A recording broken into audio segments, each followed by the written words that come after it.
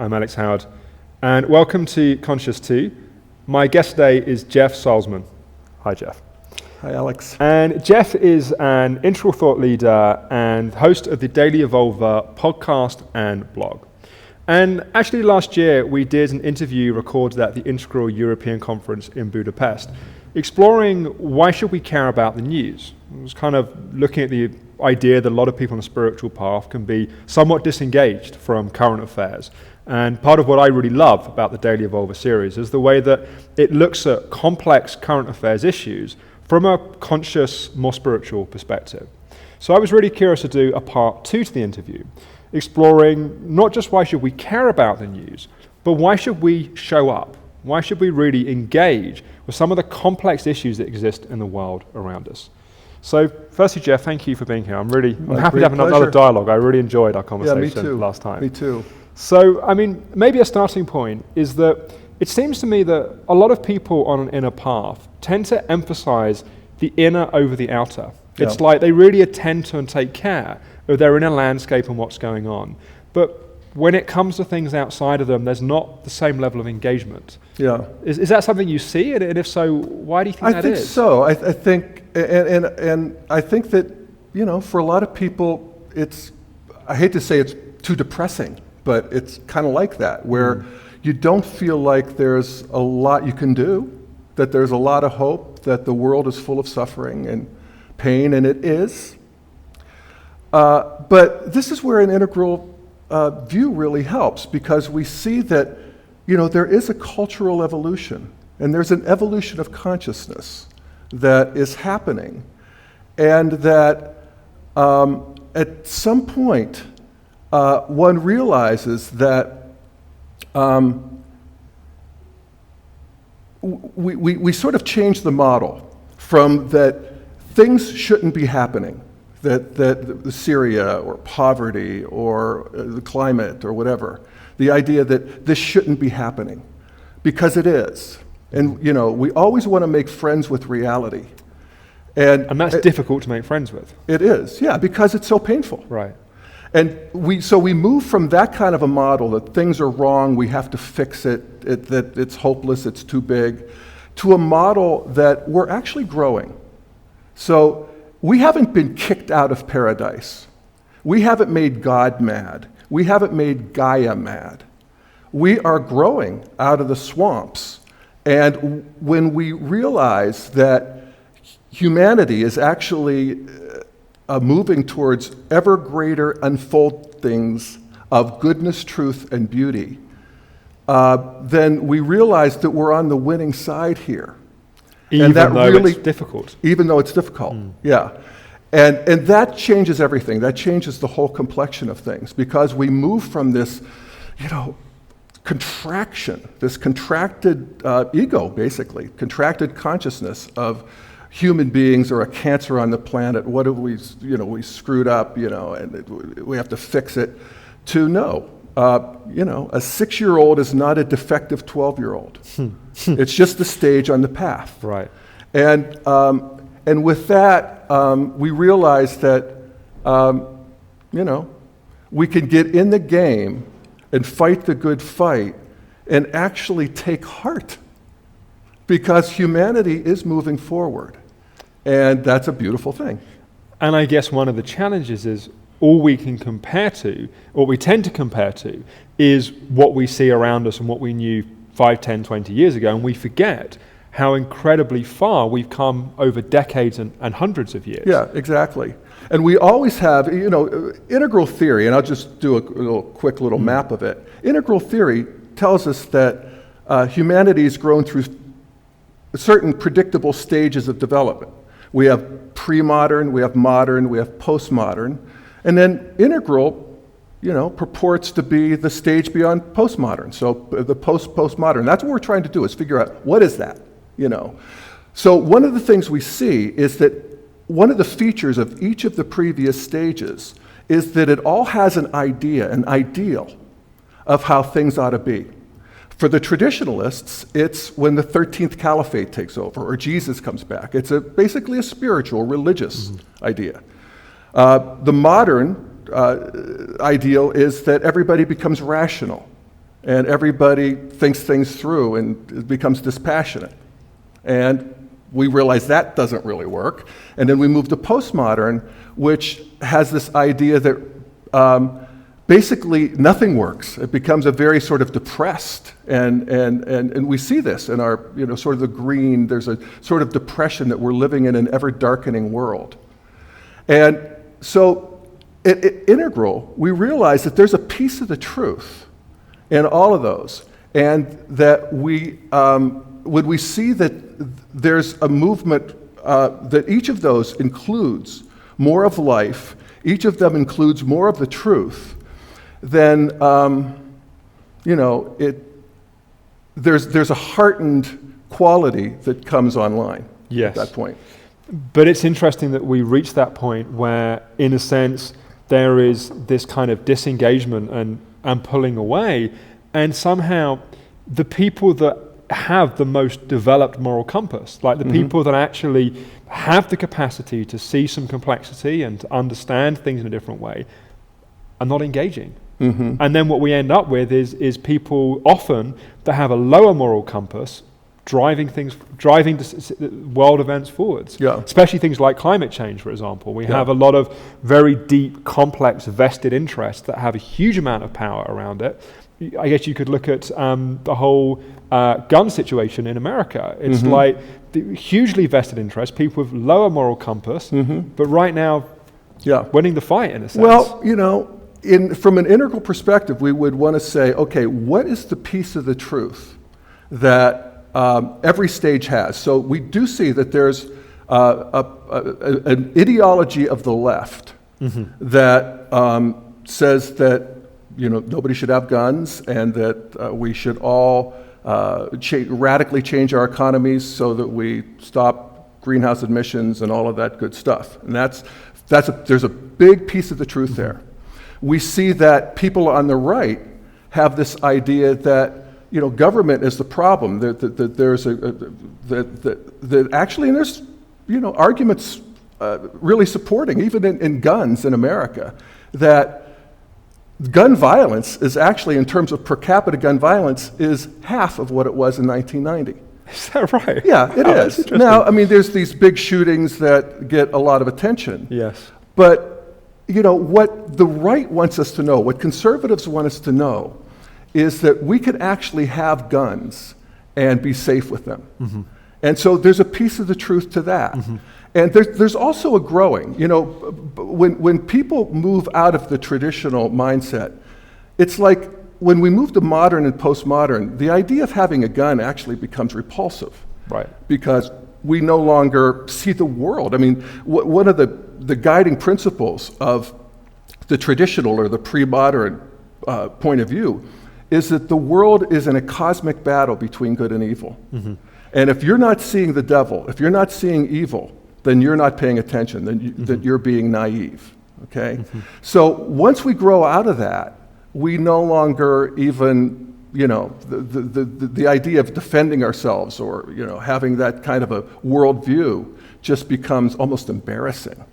And we see that with postmoderns who have this sort of repulsion to guns. Now, from an integral perspective, that's all appropriate. Those are all appropriate stages of development. And we realize that growth happens under its own power.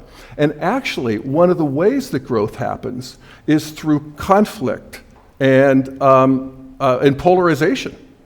And so we become, I don't know if you want to say pro-polarization, but you realize that all of evolution is, as they say, nature is red in tooth and claw.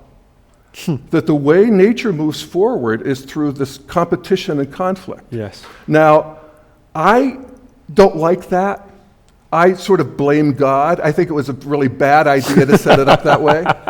But nevertheless, that is the way it is. Right. And so we become sort of friendly to the conflict itself. Now, the idea from an integral perspective is that we want to make the conflict as non-lethal as possible, as humane as possible, and intelligent and healthy as possible. But people are actually, these worldviews are actually supposed to be in contention.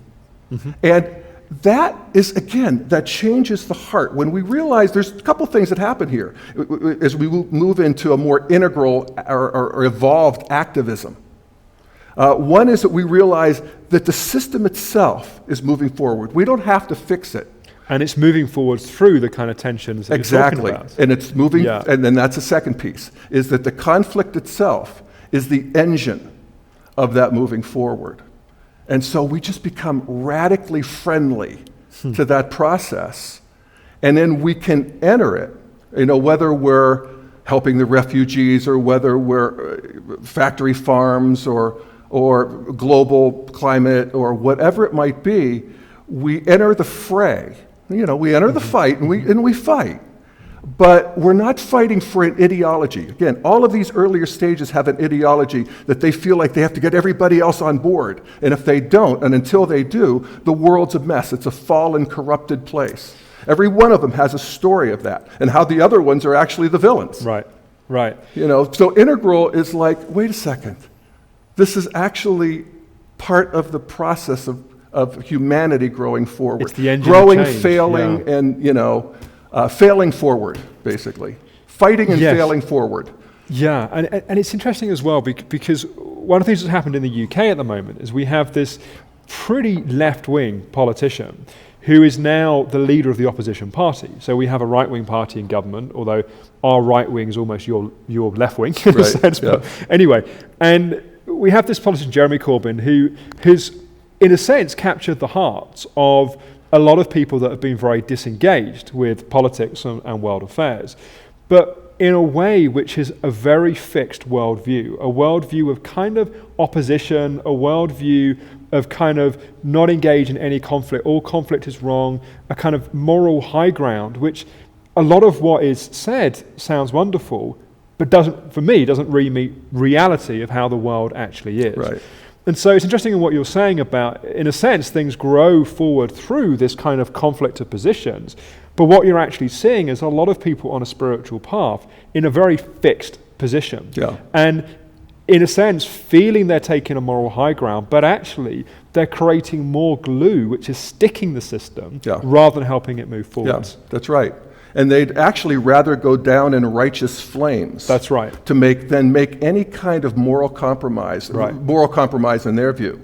I think it's becoming real, in my view. But they'd rather go down in righteous flames than to actually make a deal and move forward. And yet, moving forward, polarity, actually, this is one of the principles of evolution, is that things differentiate. So we have this sort of fused idea that differentiates into masculine and feminine, left and right. There's all kinds of polarities. But that actually brings forth more of reality. Yes. And then those two polarities integrate into a new thing. So part of activism these days is literally, this is a practice, of seeing what's true about your opponent's point of view.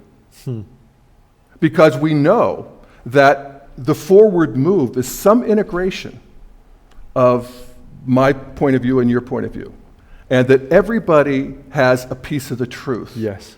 Particularly at these early levels. Although that makes sense, and what's also, I guess, true is that people are very reluctant to see someone else in a debate or an argument, to see someone else's perspective, because the danger is that it immediately creates a position of weakness or vulnerability. That it's like, oh, I see what you're saying there, and rather than the other person meeting you in that and saying, I see what you're saying, it's like, see, I told you I was. If I imagine that the Houses of Parliament are kind of debate between the two parties, any sign of kind of working together or kind of colluding is often seen as weakness, and it's very difficult to bring a principle like that into the mess and complexity of politics. No, children are going to fight. Right. And and adults are going to have to let them in a certain way. Yes. Like any good, I think parents get too sort of enmeshed, but grandparents. They're a bit wise, they've been through it before, right? They've been around the block. So you let the kids fight, but in a way that they're really not going to hurt each other. Yeah. You sort of put... There's a line that you step in. Exactly. But there's no changing that, Alex. Yeah. It's the funniest thing. That's going to have to happen. Yes. And people go to their tribes and they get all worked up and they feel righteous because they're still identified with one ideology. And at Integral, we become post-ideological, actually. We develop that growth model that says that ideologies arise in very predictable patterns. And there they all are. And there they all are doing their thing, which is fighting with each other. And we have to be friendly to all of them and do what we can in any situation. And that's any conversation or whatever we decide we're going to do with our lives or how we're going to help. We want to just nudge things like a good grandparent. Nudge things in a way towards health and love and compassion. And, here we all are. Yeah, right. And here we all are, and we're all growing, and it's actually getting pretty good. Right. I mean, we still see the trailing ends of war and poverty, but compared to any other period of human history, it's astonishing. We're living in a golden age. Yes. Although it's interesting, I can notice that I can get quite attached to my worldview of that more people should be more engaged with political ideas. More people should be, I can get very judgmental about the kind of green political kind of thing and seeing it as something that is driving the stickiness. And in a sense, it's kind of refreshing for me. I remember what the interview we did last time, and I came away feeling more optimistic about the world. It's a kind of, it's interesting, and I wonder about, like migration, and maybe we'll do a second interview on that in a little bit, but migration's a kind of interesting one because, again, it's very polarized in terms of the way that people see it. Like initially, there was a whole thing of welcoming, and then suddenly it kind of got to a point where it's like, hang on, this is too far. Yeah. And people's positions just flipped, in a sense. Yes. And there's an intelligence to that. Right. I mean, we have the view from the left is that these are human beings. My God, Right. look at them. We have treaties. We're responsible. I mean, that's true.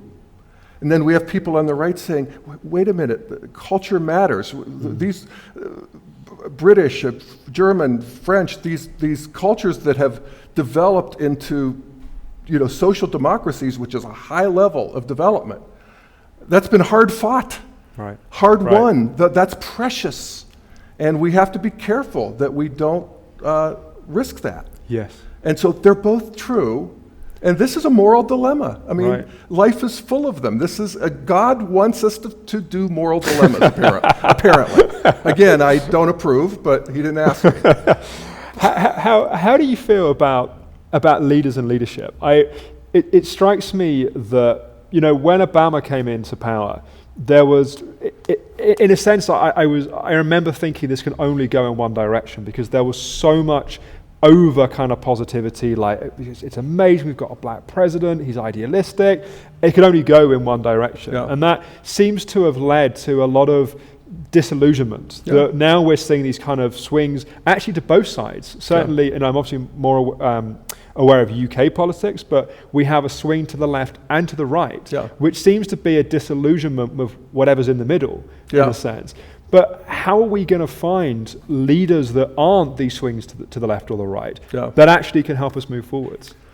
Well, and with Obama, you're exactly right. I mean, he was coming in with sort of an integrating kind of a message, is that we're not red states and blue states, we're purple states, and we all believe in a God, and we all want, civil rights, and it was very inspiring to a lot of people. I mean, but then the reality does set in that it's still a battle of these ideologies.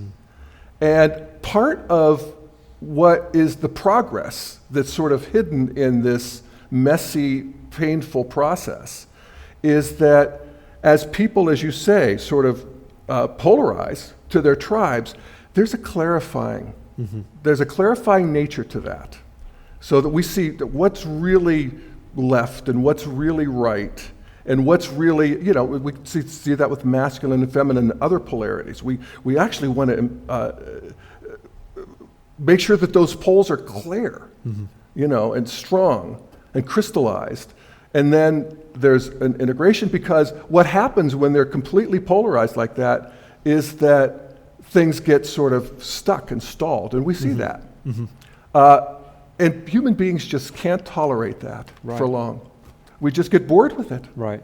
And so you see Generation Next coming online and just sort of rejecting these polarized politics and having basically sort of a natural integration of what's right about each of them, actually. Because thank God neither one of them get to win. Right. You know.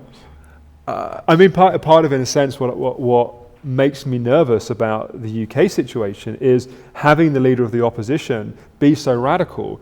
It doesn't give, although I think there would be good things, it would shake up politics in some good ways, I think. It doesn't give the kind of the strong opposition that actually, in a sense, you need to shape things in a good way. Yeah. You know, you need that tension and that conflict in a constructive way. Yeah. Well, and one thing it does, it's like, you know, we're seeing this with Donald Trump here in the United States. I was just about to ask you. I can't not talk about Donald Trump in this interview. So Also, you know, really staking out this far right position with immigration and so forth. And there's a lot of people, that's who I am. That's what I want. In Europe, it's like wild. It's like, how is this happening in America? Yeah, I know. But part of it is, okay, let's trot this idea out and see how it actually works. And then you see that, you know, once people see that that actually goes down in flames, there's no chance that Donald Trump is going to be president. I'm very happy to hear you say that. There's zero, you know. That people actually say, okay, my point of view, I felt it in my heart, I felt it in my solar plexus. He was the perfect vehicle for my ideology, and he went down in flames. People don't really stick with loser ideas. They don't. God doesn't let us. Yeah, but I mean, some do. I mean, there's the dead enders, and you know, progress precedes funeral by funeral. I mean, some people just have to die out, and they do. Thank God. You know, I mean, that's one of the ways. But you know, other people, young people, they think, okay, it's a losing battle. I have to rethink. And that's progress. You know, that idea got full attention. They got full sunshine. Everybody got to, and we realized, nope. You know, you 20% or 25, that really made sense to you. But, you know, we're in a democracy. It doesn't work. Right, and it's in a sense not going to fly. Right, and it's kind of interesting in a sense that we have these extreme characters because it gets at least people are engaged and they're talking about it. Absolutely. In a sense. I mean, Donald Trump caused 4 or 5 times as many people to watch the debates as the last election cycle. Amazing. Yeah, that's a good thing. Yeah. I'm good with that. Yeah. You know, he's carrying a ball for sort of a subterranean. You know how it's almost like in an individual human being, we go to therapy so that we can surface these subterranean voices that are poisoning our psyche. Yes. That's kind of what's happening in the collective. Yes. With Donald Trump. Good for him. Hallelujah. Yeah. As always, I feel better, Jeff. This is almost like my kind of like political therapy to come and sit and talk to you. And that may be happening with, you know, your green guy. Yeah, Jeremy Corbyn, right. We're pretty much out of time, but maybe just say a few words about, people want to find out more about Daily Evolver and what you're doing. Yeah. You know, I do this every week on the dailyevolver.com. I do a live podcast, which we post. And then other postings. We're about to come out with a new website. And so I'd enjoy for anybody to come and listen. Awesome. Jeff, thank you for the free therapy. And also, it's been a real pleasure. Thank you so much. My great privilege. Great. Thanks, Alex. Thank you. And thank you for watching. We look forward to talking to you again here on Conscious 2, hopefully very soon. Bye-bye.